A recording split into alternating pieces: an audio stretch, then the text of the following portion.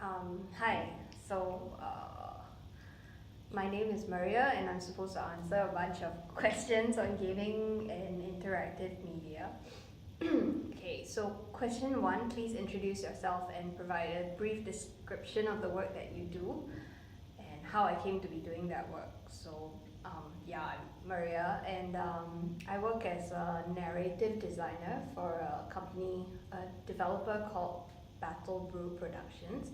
We're working on a game called Sky Brigade, and so I write the story surrounding the game and the lore, so create the world around the game.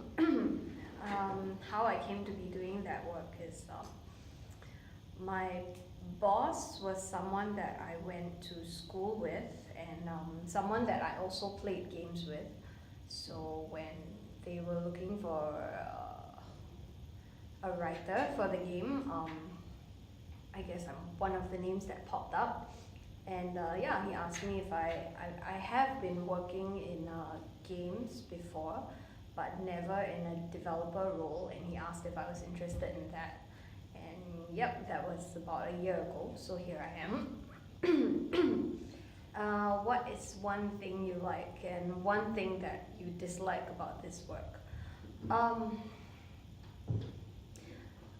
I guess a thing I like is that I get to be working on stories every day, which, I mean, it's a dream come true. I don't think I can say much more than that. What I dislike is I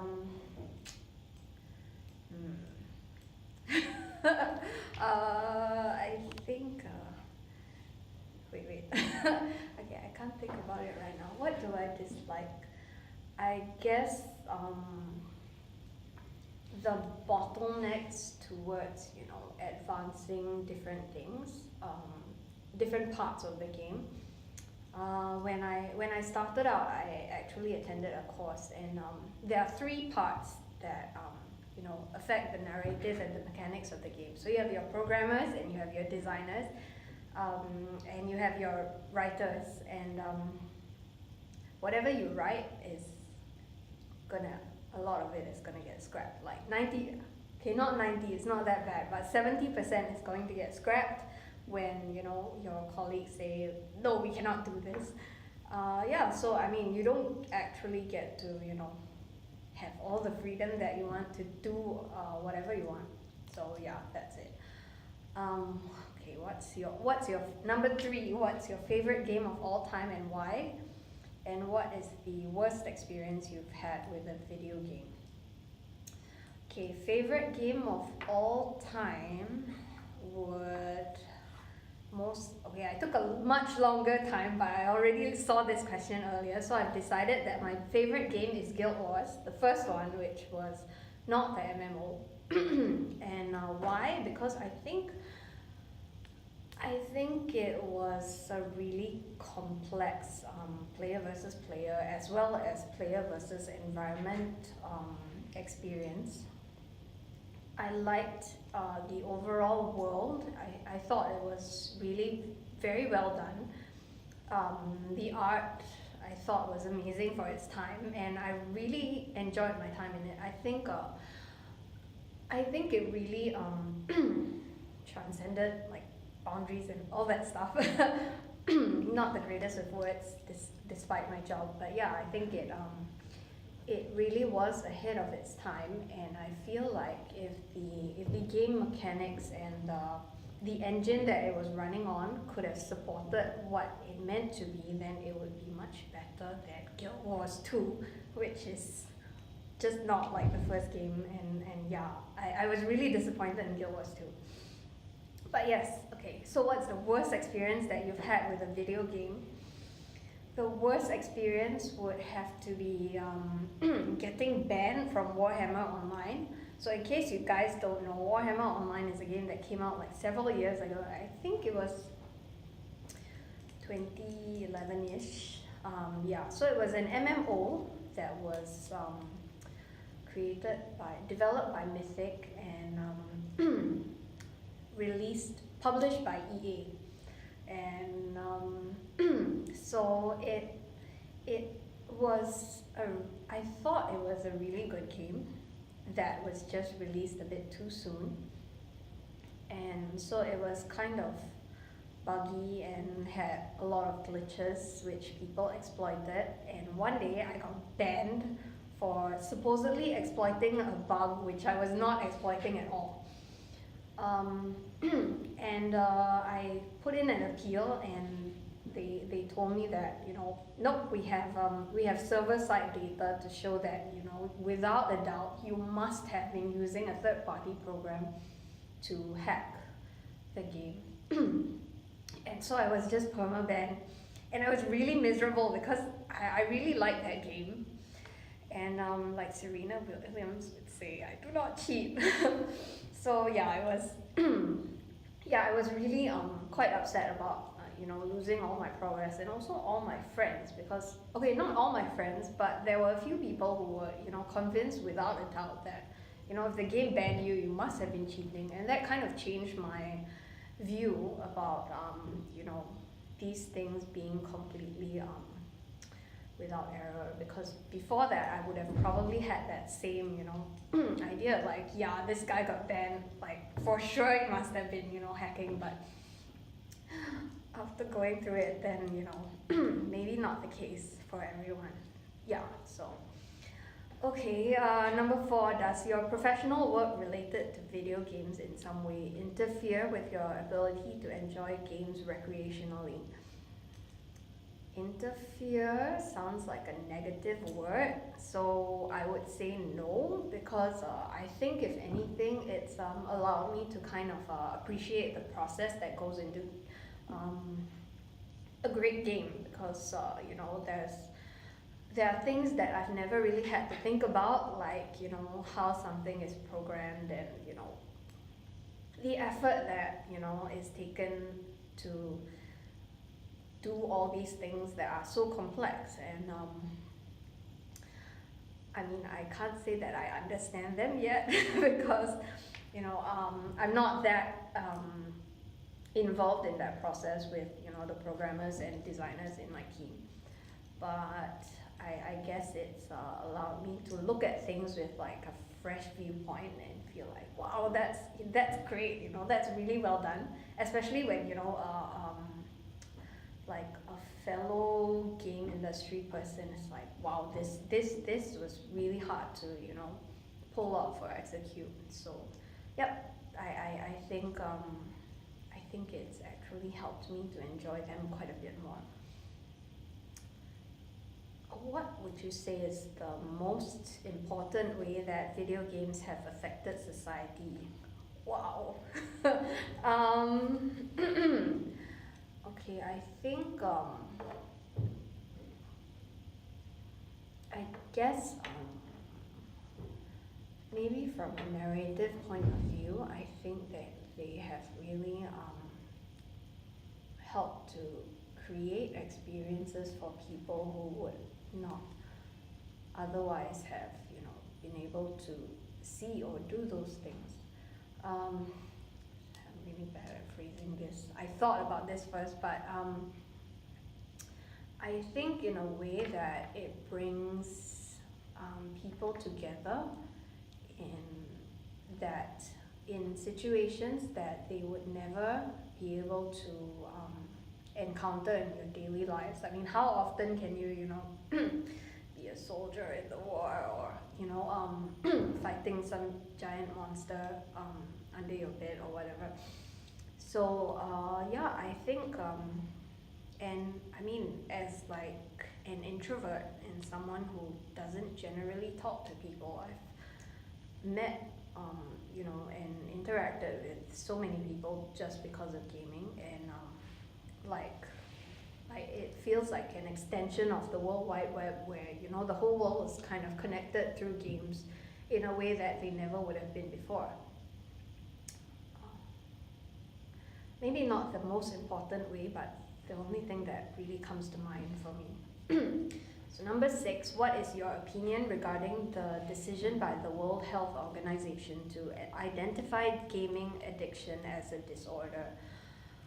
I have mixed feelings about this because I think that gaming addiction is kind of a symptom more than a disease, and it's not, you don't get these stigmas associated with anything that would that someone might wholeheartedly throw themselves into. So you have workaholics, and you have people who really enjoy like tennis, and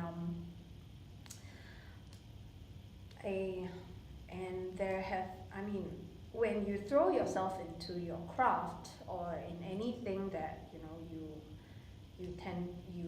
value, or that you really enjoy, or that takes you away to somewhere that you don't experience in the rest of your life, like escapism, which gaming offers for most people. It can be, I guess it's easy to conflate that with that being the disorder, rather than why exactly are you throwing yourself into gaming and stuff. So and I think it also further stigmatizes gamers as basement dwelling neckbeards and stuff. Not that there aren't a sizable amount of them who are, but I think it might actually prevent people from getting the help they need when you kind of just eliminate when the first response is think that games are a problem, and you just eliminate gaming and then the problem goes away, when it's just going to manifest in a different way. At least that's how I see it. But I do not claim to know the entire thought process that went into classifying it as a disorder. So maybe I am woefully inadequate to express any opinion on this. Yeah. So number 7, what challenge facing the gaming industry do you think is the most important to solve? Gamergate. Oh wow. Can I say Gamergate? Okay, no, not Gamergate per se, but I think like we just went into earlier, I think it's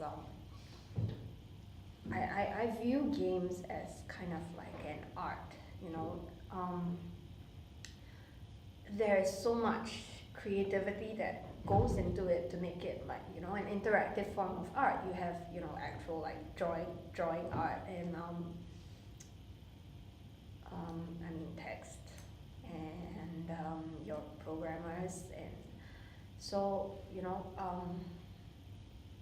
and then there is a stigma of that as something that is inherently harmful, and also that is kind of it's seen as something that is so a waste of time, when it could probably help people in it's been used for like simulation in the military and stuff, and not that the military is a very good example of something that is considered useful and amazing, but bear with me. I think it's the idea that especially over the last few years, that gaming is something that just breeds violence, or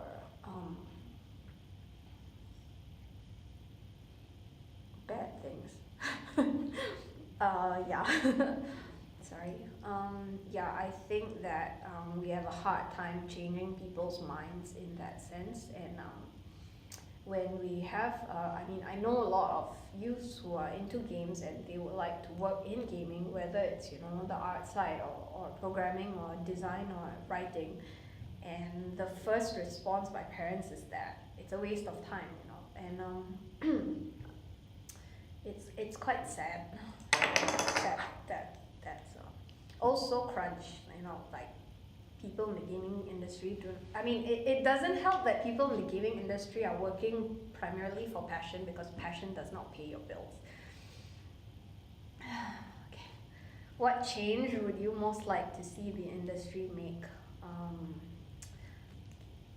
Pay your workers more and don't make them do just for passion. Yeah, well, that. And I would like to see it become more progressive. I mean, I guess up till now it's been changing in recent years, but it feels like it's not changing quite organically. It's always kind of been like a boys' playground, and it's changing now, but there's a lot of pushback towards it, and against it, and I would like to see more like more efforts to diversify and do something different from what we have always been doing. Yep. Okay. What advice would you give to a soon-to-be college graduate who might be interested in doing work that is connected with the gaming industry? I hope you have paid off all your college funds. All your college fees, and have lots of money, because you'll be working a lot for.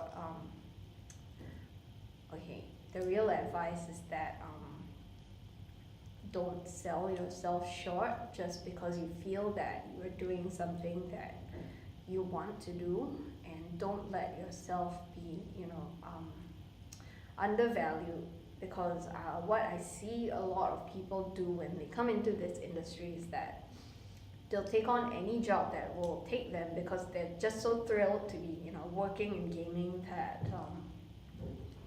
that they don't push for what they want out of the job as well. And at the end of the day, you're getting that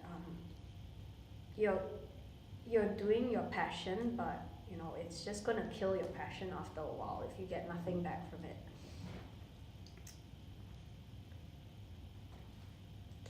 Okay. Number 10. Oh yay, we're near the end. Have you ever implemented experiences of your own into a game you have written or designed? Not a game that is going to be published. No, and I think we are, as a writer, I think maybe I might put in tiny bits of experiences, but nothing really that you could look at that and say, like, oh, this happened to Maria and she totally like shoved herself into this story. No, because including Mary Sue characters is a really bad it's bad writing practice.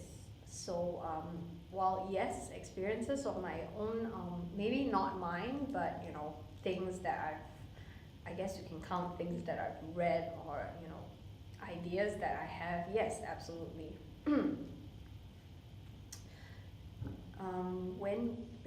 When you are working on a game, what helps give you the most inspiration when it comes to developing narrative elements? What helps me give me the most inspiration? Actually talking to the programmers and looking at the art. So I guess okay, not programmers necessarily, but not programmers, designers. When you're doing a game, it's I guess the way that I've worked is that I think I'm quite flexible in that I'll just tell the designers and the artists, like, you guys just draw whatever you want, and I'll just write a story around that. And whatever you want to and into the world, just I'll figure it out. And yeah, and I think I mean I don't know if you would consider it inspiration, but it helps keep things going. And something that writer person taught me is that you should never ever have writer's block. You shouldn't just sit there and think of what you should be writing. So he says you just write shit, and then you edit and you iterate. Hate that word. Yeah, is iterate even a word? Yeah. Then you write it, and then you write shit, and then you come up with different iterations of that shit until you have something that is not shit. So yes, yeah. So I guess inspiration is it's you really don't get much. You're just told to write like a hamster on a wheel, and then you just have to come up with something. Yeah. Yes. So my designer tells me I need this and this and this, and then I just write, and then my boss says yes or no. And yeah, that's your inspiration. Sorry for like bursting your bubble. It's not that. It's nothing like what you think it is. You don't get any like grandiose ideas, anything. How is creating a game central story / narrative different than that of creating one for a book or novel? Because with a book or novel, you can write what you want, and the only bottleneck is for your ideas is your editor. With gaming, you have to think about how your story actually impacts the game and the mechanics. I mean, you can't say that you can't write a person. I mean, technically, you could write a really bad story about someone who is absolutely invincible, and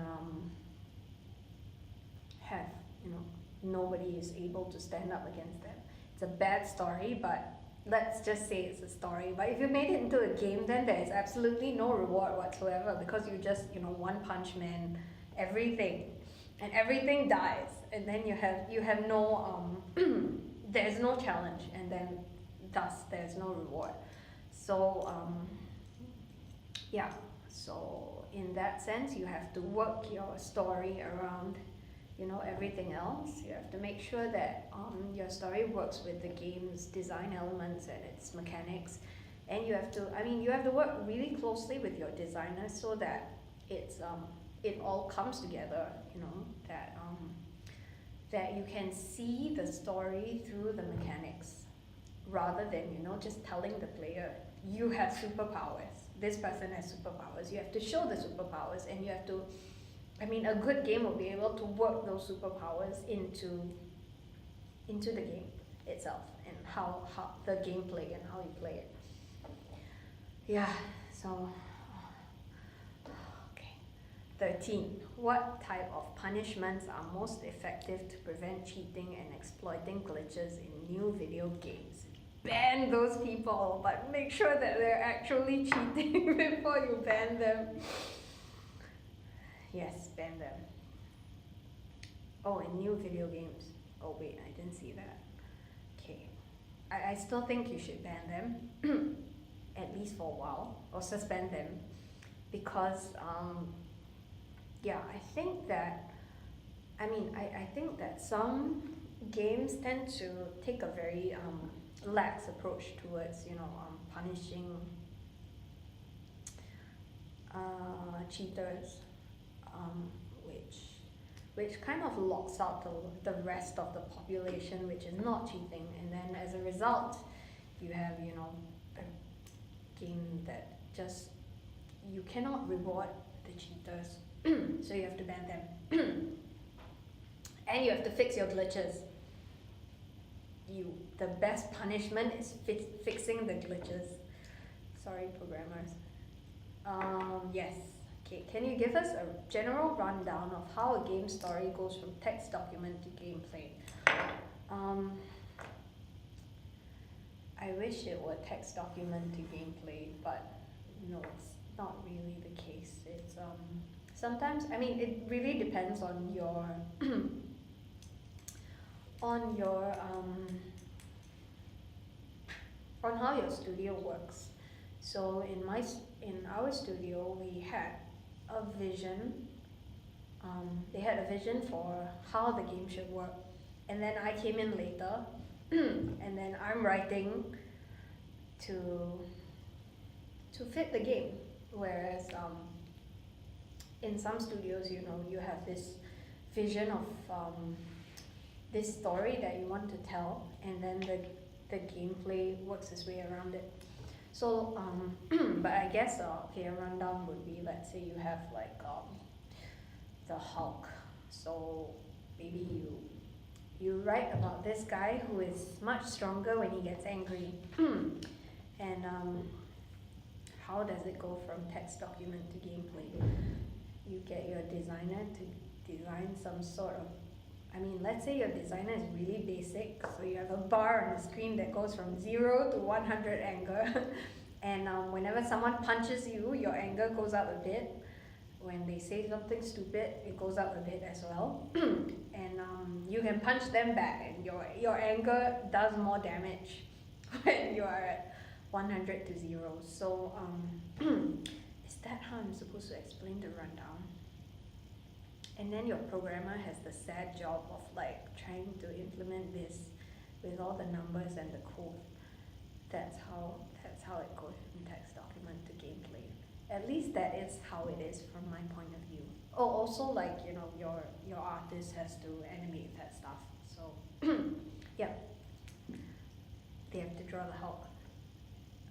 Ta-da! Okay, there you go. Yay! Final question. What is 15 questions? What is the most difficult aspect of creating the background story and developing characters for the game?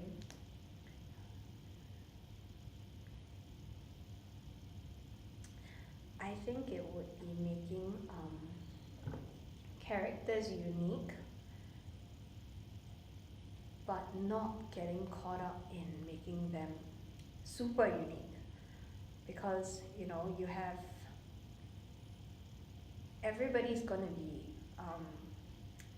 I mean, in your regular world, you are going to encounter people who are kind of like you, or very much like you, or not like you at all. And when I'm writing characters for a game, I tend to want to make them, you know, completely different from each other. And yeah, so I'll be like, you know, wait, this guy already has this thing, so this guy can't do that same thing. When, you know, they can have the same interests in common. They can both like cars. They can both like, you know, watches, or reading, and yeah. So, you know, sometimes I think I get very, you know, caught up in trying to make a character completely unique, and not in to the point where it's, you kind of pigeonhole them, because if you don't allow your characters to be even a little bit alike, then they're always going to be stuck in that in that box, and then you're not gonna allow them to grow as well. I mean, when you interact with people around you, you're supposed to be growing, and your characters as well. If you are writing a good game, or if you're writing a good story in general, they're supposed to be, you know, growing, making progress. Yeah, so you kind of have to give way a bit for them to grow and learn from each other and the world around them, and not, you know, stick them into that the way they were. They're never going to be, they're not supposed to be the same character from point A, which is your beginning, as they are at point B, which is your end. So yeah, thanks. Thanks Ryan for getting me to do this and stuff. Our game is coming out. It's called Battles. We have two games. So Battle Sky Brigade is coming out in maybe 2019, we hope, and Battle Sky Brigade Tactics